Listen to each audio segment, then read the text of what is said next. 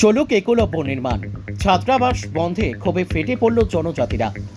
খোয়াই জেলার উত্তর মহারানীপুরে সরকারি ছাত্রাবাস ও একলব্য স্কুলের নির্মাণ বন্ধ ঘিরে জনজাতিদের প্রবল ক্ষোভ। হামলা চাঁদাবাজির অভিযোগে মামলা হলেও থেমে আছে কাজ। এর প্রতিবাদে সোমবার তেলিয়ামুড়া উত্তর মহারানী সড়ক অবরোধ করে বিক্ষোভ দেখান গ্রামবাসীরা। প্রশাসনের হস্তক্ষেপে অবরোধ উঠে বটে, কিন্তু ক্ষোভ কমেনি। স্থানীয়রা অভিযোগ তুলেছেন, কাজ বন্ধের পেছনে রয়েছে শাসক দলের এক শীর্ষ নেতার মদতপুষ্ট চক্র, অথচ প্রশাসন নীরব। প্রশ্ন উঠছে, জনগণের স্বার্থে কি আদৌ কাজ হবে, নাকি ক্ষমতার ছায়ায় হারিয়ে যাবে উন্নয়নের স্বপ্ন? আন্দোলনকারীদের দাবি কি ছিল ওরা যে আজকে পদ অবরোধের?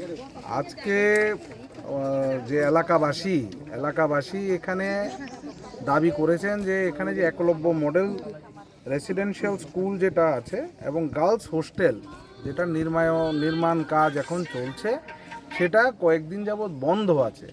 এখন এই কাজটা আমি এলাকাবাসীর সঙ্গে কথা বলে জানতে পারলাম যেটা মুঙ্গিয়াগামী আরডি ব্লকের মাধ্যমে হচ্ছে। তা আমি মুঙ্গিয়াগামী ব্লক কর্তৃপক্ষের কাছে আজকে ওনাদের যে দাবি সনদ সেটা পেশ করব এবং আহ্বান করব যে অতীব সত্য ওনাদের যে দাবি যে এই কনস্ট্রাকশন কাজটা একলব্য এবং গার্লস হোস্টেলের কাজটা যাতে পুনরায় তাড়াতাড়ি শুরু করা যায়, সেই দাবিটা যাতে ওনারা গ্রহণ করেন এবং নির্মাণ কাজটা যাতে অতীব সত্য আবার চালু করে দেন। কি কারণে স্যার এখানে কাজ বন্ধ হয়েছিল?